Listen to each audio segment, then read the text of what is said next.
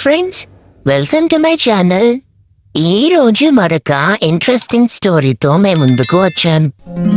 ఒక ఊరిలో బాబు, చిన్న కానీ సందడిగా ఉండే ఊరిలో పండ్లు, కూరగాయలు, తీపి పదార్థాలే మనుషుల్లా జీవించేవి. ఆ ఊరిలో ప్రతి సాయంత్రం మార్కెట్ తెరుచుకుంటే రంగురంగుల లైట్స్, నవ్వులు, మాటలతో చాలా ఆనందంగా మారిపోయేది. ఆ మార్కెట్లో అందరి చూపు తన వైపు తిప్పుకునే ఒక స్పెషల్ ఐటమ్ ఉండేది. అది క్యాండీ. ఎరుపు, పసుపు, ఆకుపచ్చ, నీలం రంగులతో బెరిసిపోతూ షైనీ కవర్లో ఉండే ఆ క్యాండీని చూసి చిన్న పిల్లలు పరిగెత్తుకుంటూ వచ్చేవారు.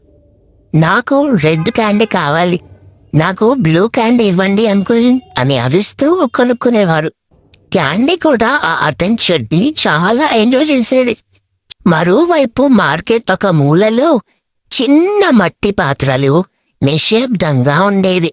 తేనె బయటకు చూస్తే సింపుల్ గా ఉండేది. బ్రైట్ కలర్స్ లేవు, ఫ్లాషీ కలర్స్ లేవు.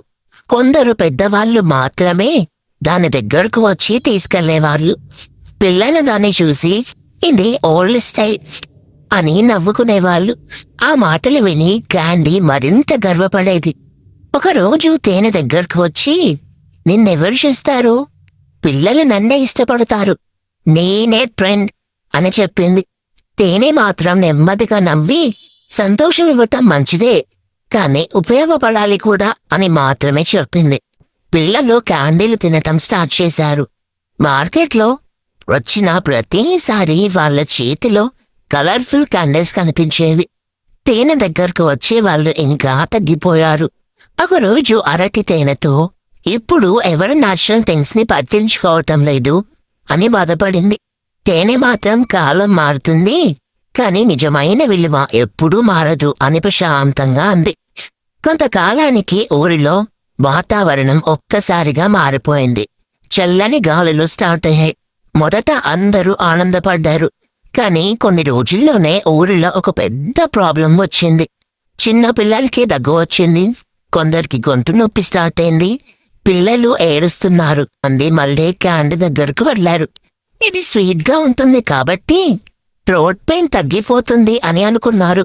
క్యాండీ కూడా కాన్ఫిడెంట్ గా, అవును, నన్ను తింటే హ్యాపీగా ఫీల్ అవుతారు అని చెప్పింది.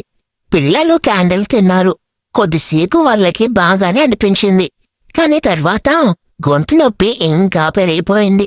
కొందరు మాట్లాడలేకపోయారు. అప్పుడు అందరూ పానిక్ అయ్యారు. ఇప్పుడేం చేయాలి అని భయపడ్డారు.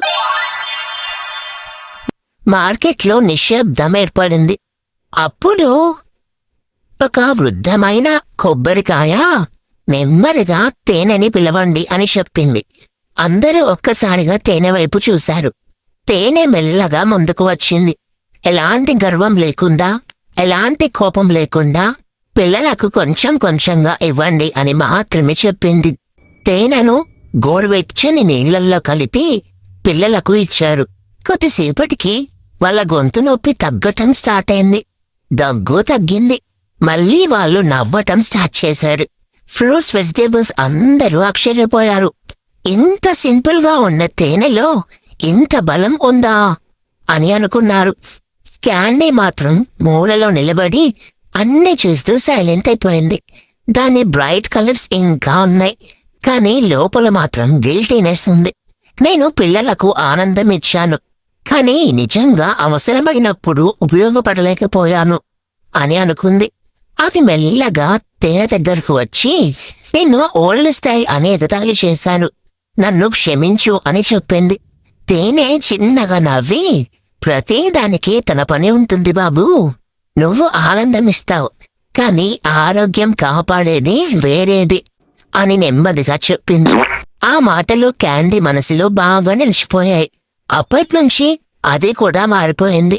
రోజు నన్నే తినకండి, హెల్దీ థింగ్స్ ని కూడా తీసుకోండి అని పిల్లలకు చెప్పటం స్టార్ట్ చేసింది. ఊరిలో కూడా మార్పు వచ్చింది. పిల్లలు క్యాండీలు తింటూనే తేనె విలువను కూడా అర్థం చేసుకున్నారు. చలికాలం వచ్చినప్పుడల్లా తేనెని గుర్తు చేసుకోవటం స్టార్ట్ చేశారు. ఫైనల్ గా మోరల్ ఆఫ్ ద స్టోరీ ఏంటి అంటే, మెరుస్తుంది కాబట్టి మంచిదని అనుకోకూడదు బాబూ, నిజమైన విలువ అవసరమైనప్పుడు తెలుస్తుంది. ఆనందం ఇచ్చేవి చాలా ఉంటాయి, కానీ కాపాడేవి కొన్నే ఉంటాయి. మీకు ఇంకా ఇలాంటి స్టోరీస్ కావాలి అంటే నా ఛానల్ని సబ్స్క్రైబ్ చేసి అలాగే బెల్ ఐకాన్ కూడా క్లిక్ చేయండి. ఇంకా లైక్ చేయండి, షేర్ చేయండి. Thanks for watching. Bye friends.